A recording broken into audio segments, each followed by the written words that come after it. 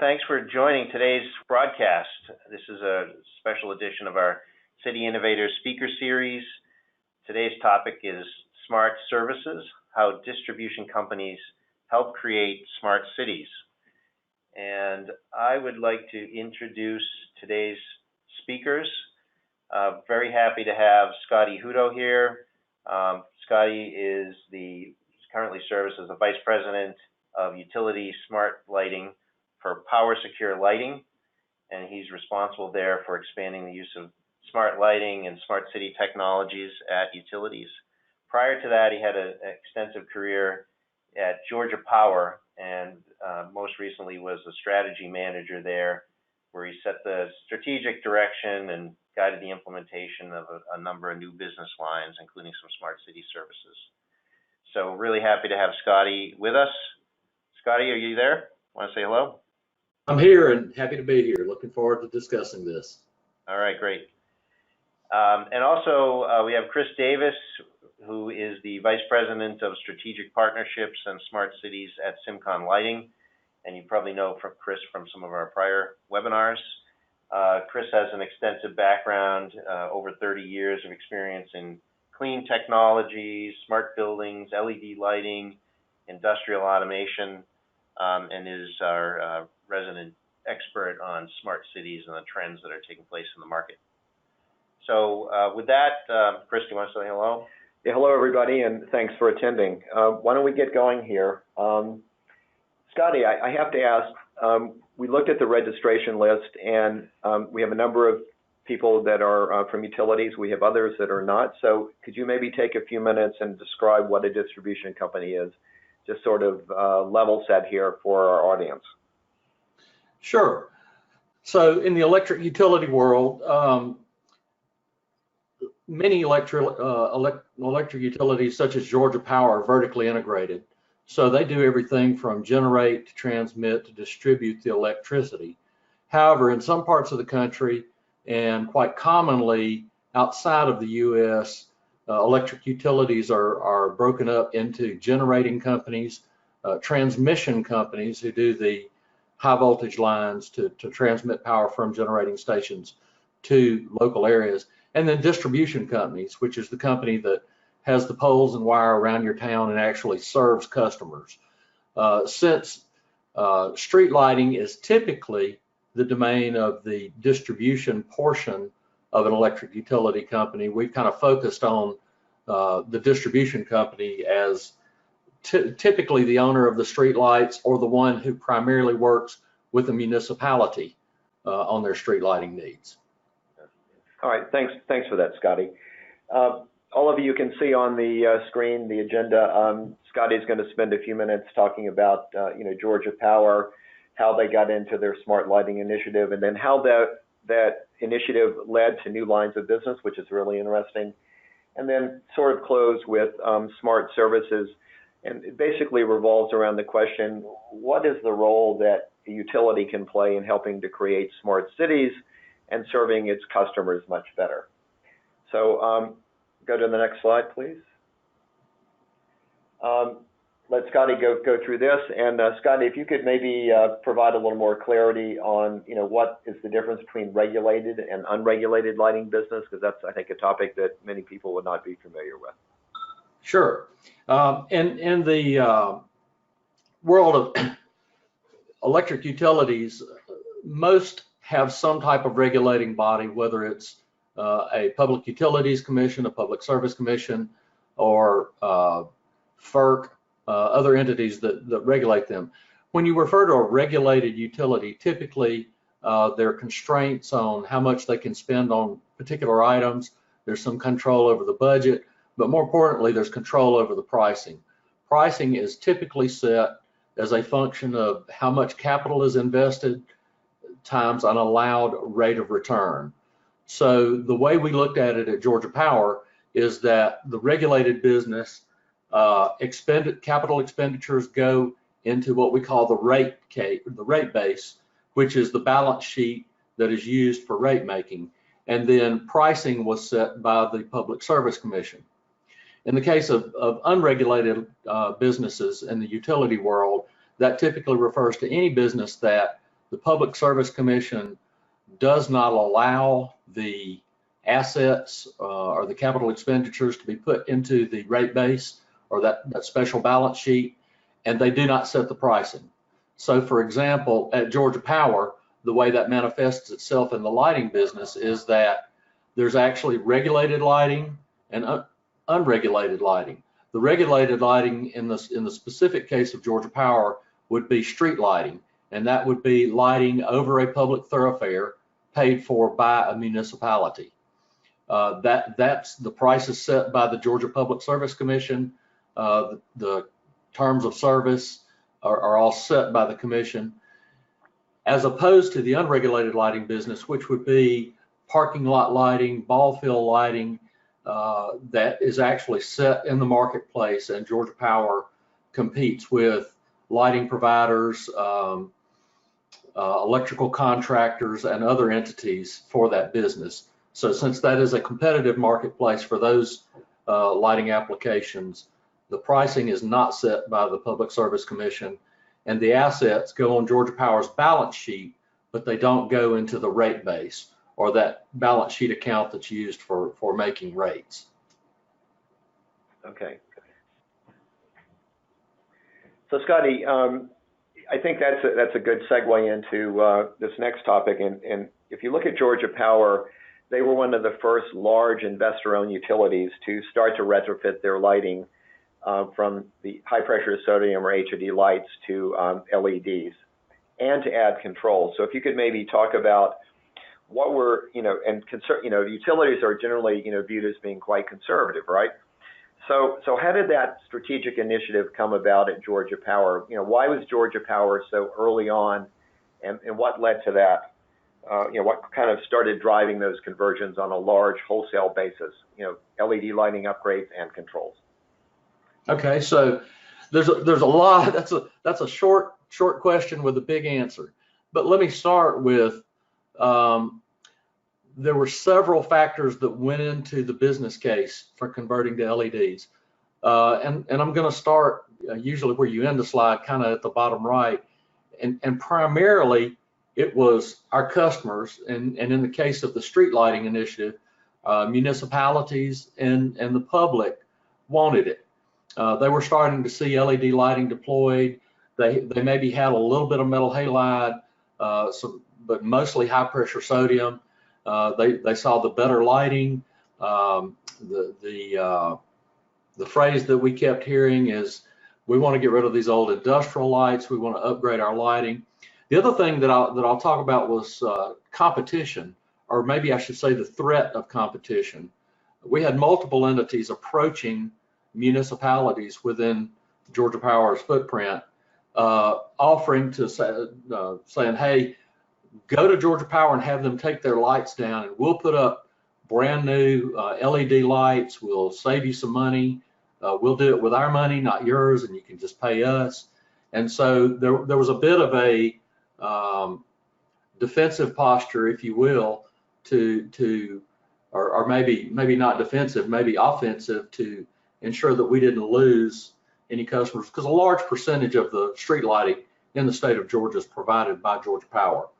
Another factor in there was aging fleet of HID fixtures. At the time we began this program, the average age of a light fixture on our system was about 23 years old, which is either approaching or past the end of life for that type of facility. We were having tremendous problems with maintenance. We were spending quite a bit of money on a relamping program, but in addition to that, the maintenance issues tended to be more around finding and fixing the correct light.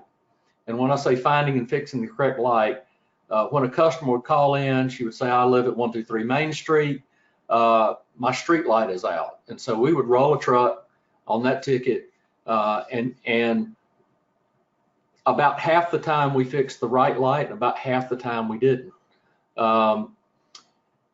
So the ability to maintain the proper light, to have data to allow us to know what light we were going to fix, and to have a GPS location for the exact light, information about the light itself made our maintenance much, much more efficient. The other thing was being able to bill customers accurately. As you start talking about controls, and we'll get into that just a bit more in a later slide, one of the biggest pain points for many utilities is being able to provide an accurate bill for street lighting. If you have older technology with plain photocells on them, the only thing you have to rely on is maps. And anybody who's managed a large population of lighting can tell you that maps are good the day they're made, and they become out of date almost immediately after that. So in about 2015, we actually started this. The process started long before that, about 2013, in evaluating different vendors, trying to work the pricing out. One of our goals with the pricing was to ensure that we did not increase prices, and in some cases that we attempted to decrease prices by going to LEDs. Okay. And how did the Public Service or Public Utility Commission react to this initiative? Because back then, most of them couldn't spell LED, right? So if you can maybe comment on that. What was the dynamic between Georgia Power and the Georgia, Public Service Commission, for example? Well, when we proposed the program and we started talking about the benefits of the LED and of the controls, once we had some in-depth conversations with the commission staff, they were quite a supporter. They were very excited about this, because amazingly, as many issues as you would think a Public Service Commission would have to deal with, lighting is one that it's not a lot of dollars, but it gets a lot of noise when there's a problem with it. They were looking forward to not having as many complaints about lighting. They were very, very supportive. Of course, their charge in this was to ensure that the pricing was reasonable. They were adamant that there would be no price increase, even though we were installing a much more expensive fixture and control than we'd had there before. So essentially, they worked with us to develop the pricing such that even though we had a fairly large capital investment, we were able to maintain or decrease pricing to our customers. Yeah. Hey, Scotty, we had one question come in, which we'll throw at you right now. And kind of what was the range of wattages that went in this first tranche of LED luminaires? Maybe you could compare and contrast, the older legacy lights to, what happened when you went to LEDs. Sure. And as part of this, we made lots and lots of changes, but in our street lighting fleet, we primarily had 100, 150, 250, and 400 watt high pressure sodium fixtures. We had a smattering of metal halide and a few other cats and dogs, as I'll call them, a couple of mercury vapors still lingering out there, a fluorescent or two, a low pressure sodium here and there, but primarily high pressure sodium in the 100, 250, 100, 150, 250, and 400 watt variety. One of the big changes we made as we transitioned away from HID to LED is one of the things we saw very early on is the wattage change very frequently. And so rather than trying to measure it in wattage, which has been used as a proxy for lighting output for a long, long time, we transitioned to lumen output, which is more in line with what a customer is actually purchasing light. They're not purchasing electricity consumption. So we transitioned, we worked with actually several industry bodies. We worked with our Public Service Commission, and probably most critical for the roadway project is we worked with the Georgia Department of Transition to come up with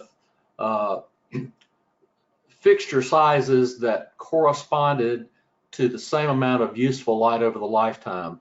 And as part of that, we settled on, in agreement with the commission and with the Georgia Department of Transportation, that we would replace 100 watt high pressure sodium with a 5,000 lumen LED, We would replace 150 watt high pressure sodium with an 8500 lumen LED. We would replace 250 watt high pressure sodium with a 14,000 lumen LED. And then we would replace 400 watt high pressure sodium with a 27,000 lumen LED. And so if you go on Georgia Power's website and you pull the tariffs down now, they're all in terms of lumens, not wattage. So that way, as we got efficiency gains over the time of the life of the project, we would actually be able to decrease wattages, yet install the same lighting outputs. So we settled on those nominal figures for our lighting replacement. Okay, all right. And what happened, with your customer sets, the residents and then commercial industrial customers, and the cities and the DOT, for example? What was their reaction as this program rolled out? Well, as the program rolled out, one of the big problems that we had to deal with was managing expectations. Because it was a voluntary subscription program, we did not forcibly change out lights. We allowed municipalities to elect to change out lights. And the issue of managing expectations became at first, because you can, even with all the assets that we had to bring to bear, our very best year, we installed about 96,000 lights in a year. And if you do the math, that's roughly 8,000 or so. But we shot for 10,000, we hit about 8,000 lights per month. When you've got 400,000 lights and you've got about half of your customers wanting it right now, the big issue was managing expectations and working with our customers. We had some customers that wanted to reevaluate their entire street lighting layouts. We had some that just said, we want to do it now. So we sat down and got what they wanted and what their needs were. And if we had to do layouts, then obviously they had to go a little bit later in the process to give us time to do the engineering.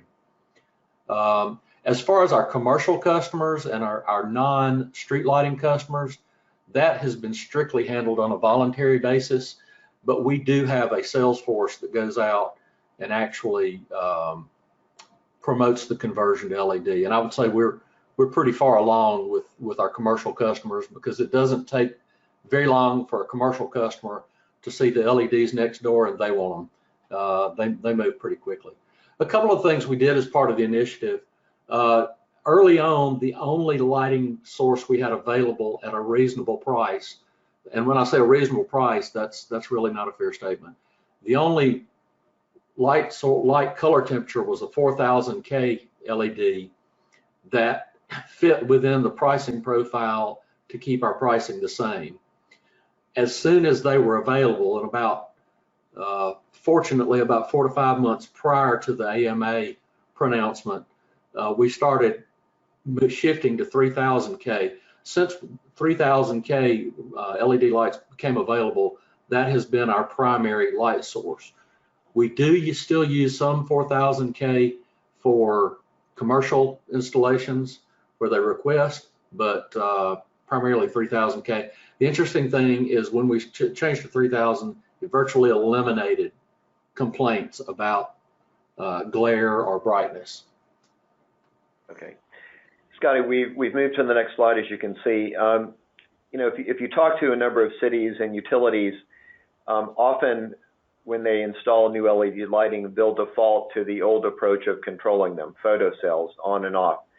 So, please describe to us some of the lessons that Georgia Power learned, and why did you go to smart controls early on? As you know, if you upgrade to LEDs, there's typically about a 50% savings in energy, and a lot of cities and utilities will say that's good enough. But why is that a bad decision to stick with photocells? Okay, let me start out by imploring anyone considering an LED change out to go ahead and move to smart controls. The logic behind that is pretty simple. It's you reduce a truck roll if you put up the light and the smart control at the same time. It doesn't preclude you doing it if you've already got LED lights, but the lighting experience, the experience for your customers and for the public is going to be much better. You're going to be much more responsive on your lighting repairs. You're going to have better maps and accurate billing. And one of the things that's not mentioned on here is better storm recovery. And anecdotally, I'll talk about when Hurricane Michael hit the Gulf Coast, we had about 7,000 or 8,000 lights. We took a snapshot of our system prior to the hurricane coming through. As soon as the hurricane cleared and we had service back to customers, we began a lighting audit. It was very, very easy and very quick for us to go back and do a storm restoration because we knew exactly where lights were supposed to be days prior to the storm, and we were able to respond much quicker. From an asset management standpoint, knowing where your lights are and who is paying for them is very important. Being able to produce an accurate bill, a map that corresponds to that bill. One of the things that it's really helped us with is maintenance. And I talked about that just a little bit, but we're using, Georgia Power used dolly drivers in this, which I've often said using an analog driver and an LED light to me is somewhat analogous to having a big flat screen TV with a 13-channel click tuner at the bottom. We wanted to go, since we're using a digital light source, we wanted to go with the digital drivers, the GPS that auto-populates into the mapping. One of the things that we did that was a bit unique, and one of our guys, Kevin Fitzmaurice, actually got a patent on, was the ability for the control to talk to that dolly driver and acquire the fixture characteristics. So what happens when we install a light, that control talks to the fixture and it says, I'm a, power secure 5,000 lumen gray dolly driver, so many watt light. It gets the GPS reading and it takes all of that data and automatically populates it into your central management system. And then you know where that light is, you know what that light is. So when you start to have trouble with the light, whether it goes out, whether it's knocked down, you immediately know not only that there's something wrong, in many cases, the diagnostics of the CMS can tell you what's wrong, and it tells you what the light is. So when you generate that trouble ticket, you got an exact GPS location that's going to give you driving directions to the base of the pole. You know what's wrong, so you know what hardware to take with you to fix it. If you want to carry a fixture with you, you know exactly what fixture you need. And then the diagnostics can actually help you identify problems before the light goes out. So what we have found since installing smart controls is that our call center gets dramatically fewer calls about outdoor lighting, because typically we fix the light before the customer ever knows there's something wrong. We'll typically fix it within 72 hours of getting that first trouble ticket, and most people won't notice a light out for a few days. So and to try to capture that in cost is very difficult, but our call center can tell you that their volume of calls for outdoor lighting has dropped by about 70 to 80%. The other thing is the savings on truck rolls. I mentioned having GPS coordinates so you have directions to drive to the base of the pole. And anecdotally, that has reduced our costs. If you look at all of that lumped together, I can tell you in Georgia Power's experience, it has been a rather dramatic decrease to the tune of several $1 million a year in maintenance savings. Yeah, there's a statistic, Scotty, that comes from the Energy Information Agency of the U.S. Department of Energy, and they postulate that it takes, on a non-smart, unconnected street light, about 2.6 truck rolls to fix the light. One for discovery or validation that it's out. The second, the truck roll to get to the pole and, I don't have the right luminaire, I don't have the right parts. So it's about 2.6, and then if you're in a state like the Commonwealth of Massachusetts, you have to have a police detail there in many cases. So if you can reduce it down from, let's say, 2.6 to 1, what would that savings be, in the Georgia Power framework, per fix? What does it cost to roll a truck, basically, is what I'm asking. Right, and I don't have permission to share that data, but I would tell you that it's reduced the maintenance cost by almost 40% on a budgetary. So, for example, if a typical truck roll was about $200, we're reducing that typical truck roll down close to $100. One of the other things that I wanted to mention was the metering, and we required that all of our smart controls have metering capability. As part of this rollout, we implemented a new tariff that included time of use metered lighting. So going forward, every light at Georgia Power will have a revenue grade meter on it and will be individually metered. There's lots of reasons for that, and we won't spend too much time on that, but I do think it's an important point that when you don't meter something, you really don't know what's going on. And what we found is that lights typically use a little bit less light than what we had been thinking all this time. Customers like being billed for what they actually use, not just an estimate. Okay.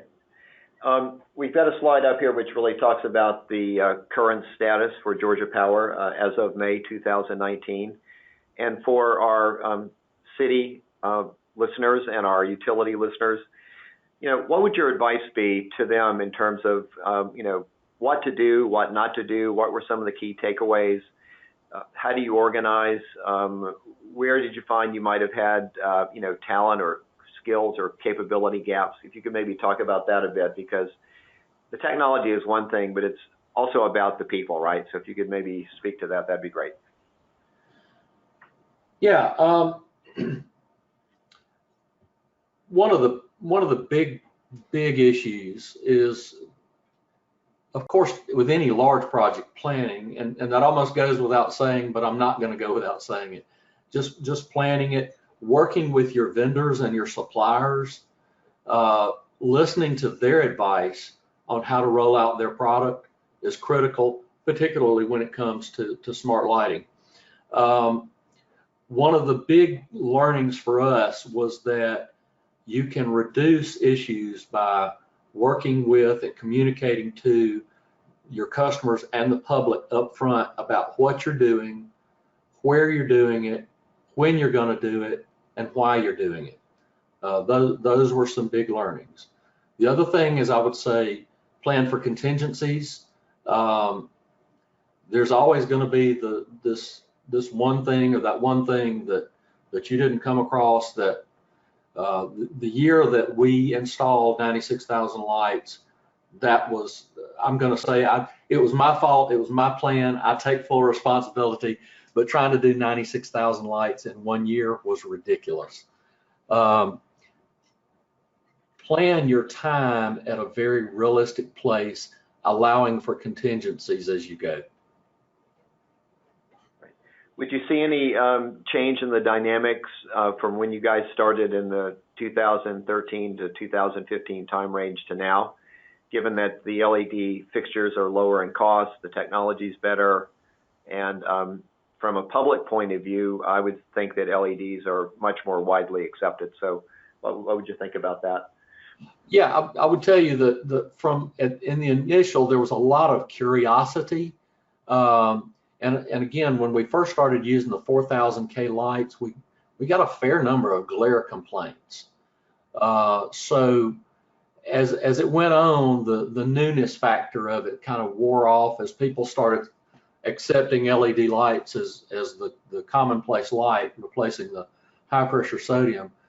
But the biggest learning there was that you can virtually eliminate complaints if you go with 3000K, particularly in residential areas. We rarely get complaints in commercial or industrial areas, but in residential areas, if you'll strongly consider a 3000K or 2700K light and then shielding.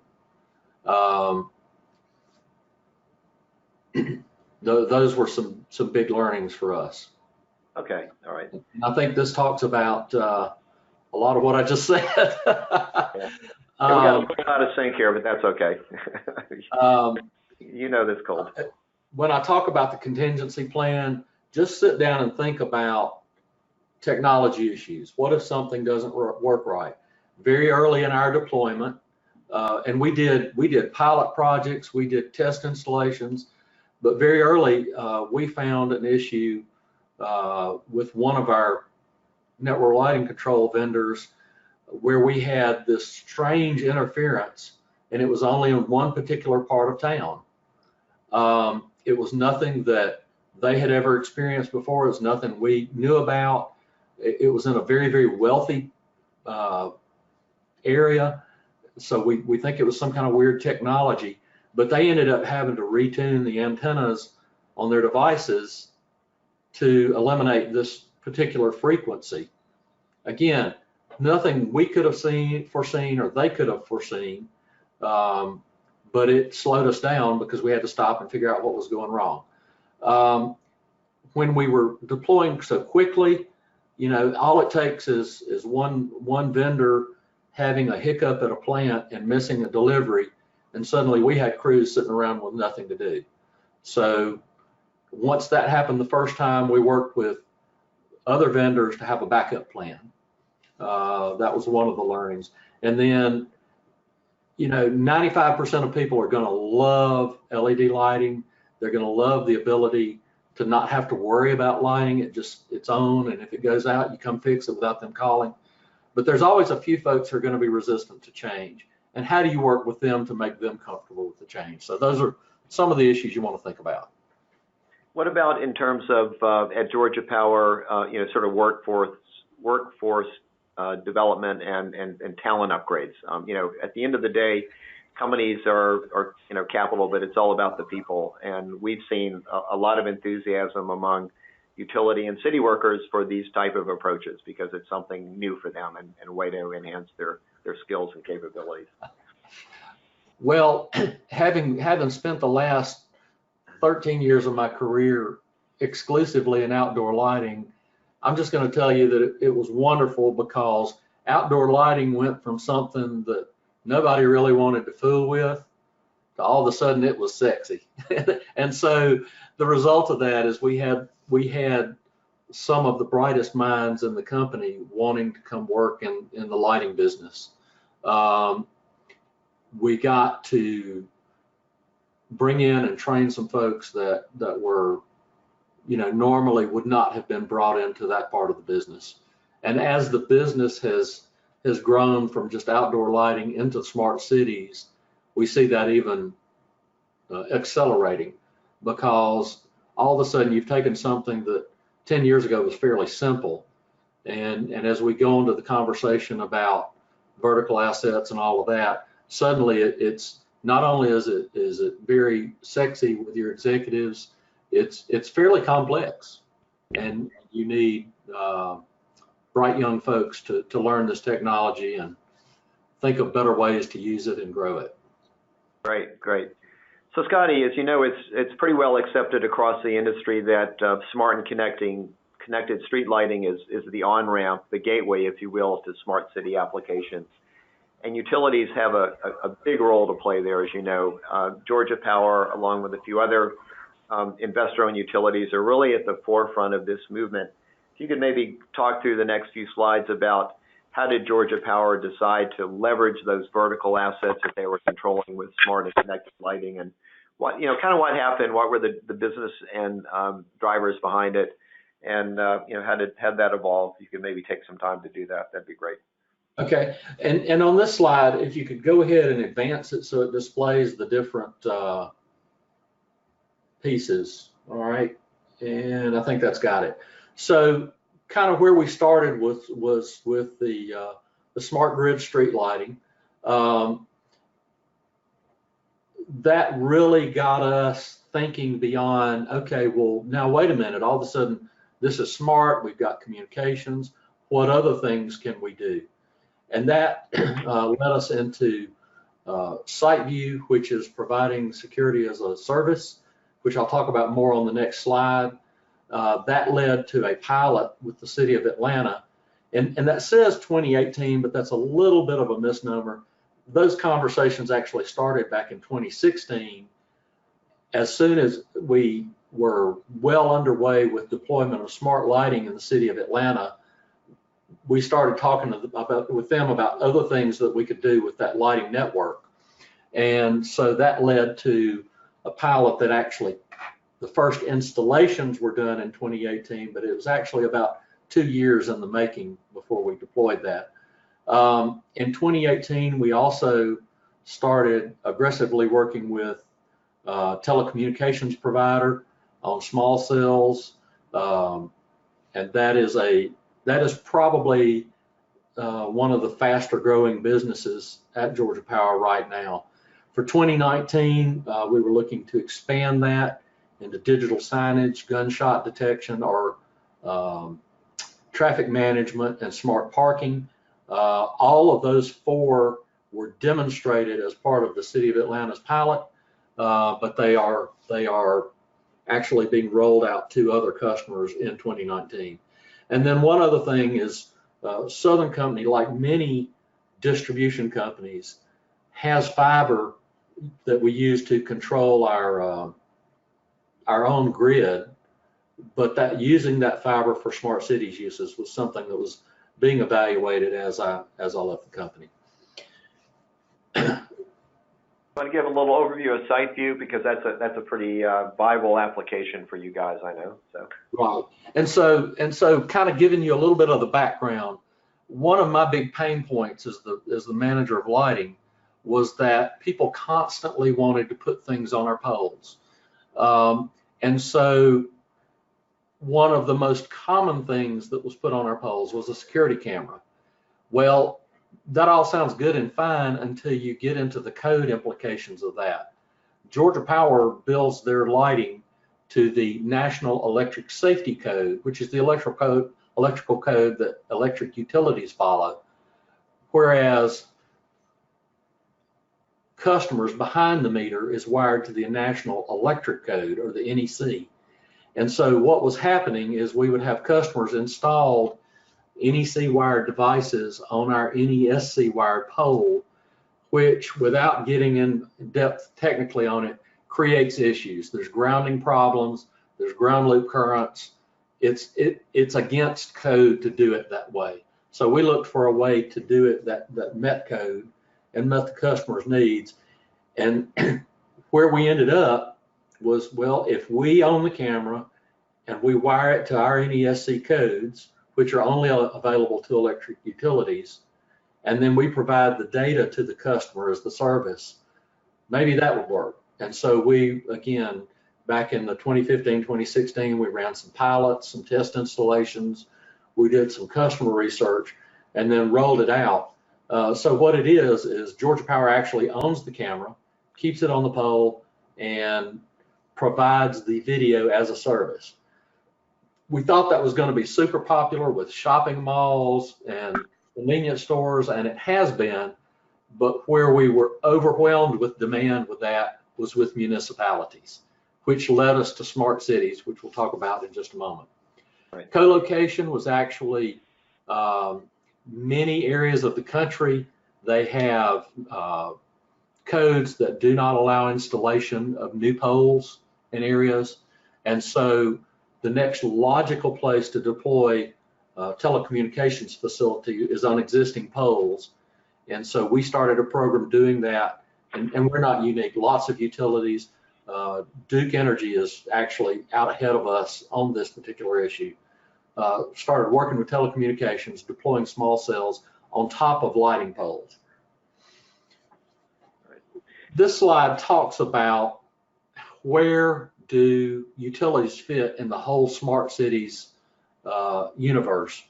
And so if you look at all of the different things that a city defines make up a smart city, and then where a utility or a distribution company fits, all of the stuff, and y'all will have to forgive me, I'm colorblind, I think that's pink, that the ones, on-site generation, smart grid, small cell, all of the smart infrastructure, many of the smart building areas, smart mobility, operations as in public safety, providing cameras, gunshot detection, smart parking, and you see where those things fit. This is just kind of an overview slide to talk about where does a distribution company fit in the overall smart city picture? Because a utility can't do all of it, but they can play a part in many of it. And as we looked at Georgia Power and utilities in general, what the strengths are is engineering, owning, installing, operating, and maintaining assets. Utilities are really, really good at that. If you look at the reliability of the electric grid and you play that through, that looks like a natural place for utilities to play. So one of the things, utilities by their nature, whether it's a municipal utility, a co-op, or an IOU, they're tied to the place they serve. So they're naturally aligned on their mission with the city to provide smart city. They're good at owning and operating assets. Utilities tend to be pretty good at cybersecurity, which is critical when you get into the smart cities play. Your utility is fairly technology agnostic. Utilities typically don't sole source. They like to investigate all of the vendors and pick one or two vendors to provide something.